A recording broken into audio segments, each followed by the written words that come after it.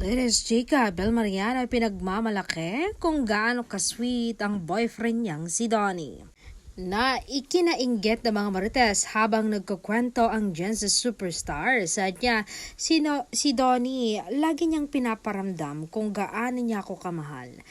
Nagpapadala yan ng food for me, merienda, kape, and when I get period, magpapadala yan ng comfort food ko, mga favorite foods ko kahit ano. Nagtataka nga ako kung bakit niya alam. Paano niya nalaman? And I think may human camera siya sa aming bahay. And after 7 years, I realized something.